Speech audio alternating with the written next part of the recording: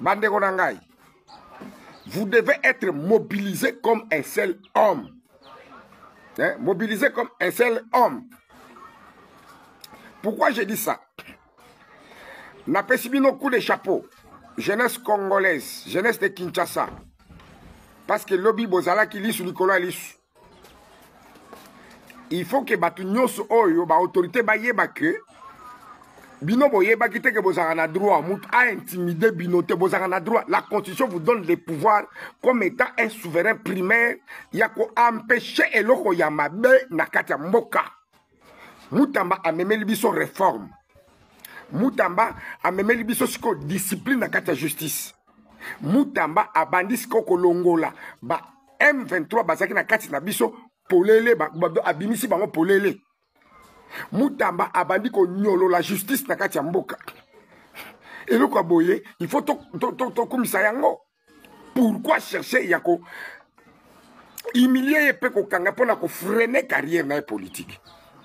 Au moment où tu calcules, biso nyonso to yebi justice. To monique il n'a rien fait. Batuboni oba yibi awa vous les laissez comme ça. Botiki bango ka bongo. Matata ponye wana kimia kei. Na yibi awa. To monaki pression ya modèle yote. To monaki pression ya modèle yote.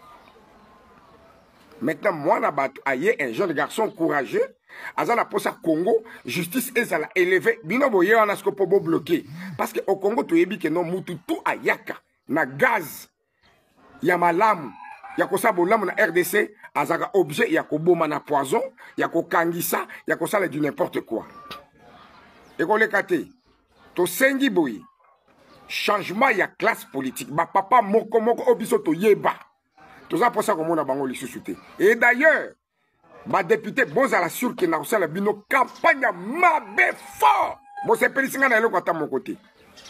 Comment bino bondimaki bokende ko signer boke ko voter et réquisitoire wana boke ko ndimaki no mutamba balongola immunité. C'est parce que ba pese bino mbongo na ba caméra. Ba député boye ba ki oyezali mbala suka. Moto otozo ya nango pression otozo ya nango na kati ya RDC.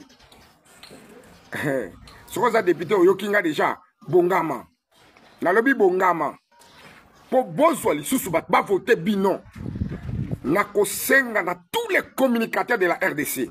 Tokoza la réunis jusqu'à kapoto bebise la bino. Je vous dis to bebise bien na campagne. Toko luka kaka bilenge peto sali ke ba voter bango. Na président ya Seigneur kozala plan nani mukolwana. Te ekoleka ndenge le kakia wate. Ekoleka te. Ekoleka te. Bamba neuf nyonso bozoko sala pe bosalaki. Ekoleka te. Cette fois-ci bilenge ne bako zala ba député kuna. Nous allons changer la classe politique. Na kati RDC. Et puis nazolo baboye. Constitution tozo changer yango mutoko telema kozala moko toko telemela likamo constitution Congo mobimba pour ezala changer. Nous allons voir la place des Rwandais. Na kati la police ba Rwandais baleke belé. Rwandais obune botindi kuna soki senga na ba Congo. Mutu wana balobi aza Rwandais. Batindi kuna na la police na ebi posa na été. Na sengi na grand dinosaure. Beta eloko wana déjà pour ekotanga na matoi. Ya mutu oyo batindi kuna na ba Congo, ya la police a dirigé. La police nyamu ezebele. Ba Rwandais baza ebele na la police. Yango nata nani inspecteur oyo a démissionné o bokangi wana. Bokanga te po bo empêcher ba vérité te. Bakanga mais les agents de renseignement de MIAP bokende pe ko considérer malgré a biaisé procédure na bino mais à l'obinde vérité à dénoncer boyo kananu makambo lobi wana ya mabeza na kati ya la police. Bana kitona baleli pona tango fort. Oya salaki parade kuna zoko yisa bango ke no bozala ba soda. Bako mema batu moko bo kende sika moko bo esika wapi. Est-ce qu'il y a combien de commandement? Gouvernement botala likambo wana. Botala stolobi za makambo ba bengi biso ba ebisi biso. Botana likambo wana. Bakena bango na ba soda wapi o ba uti Goma bazana kitona.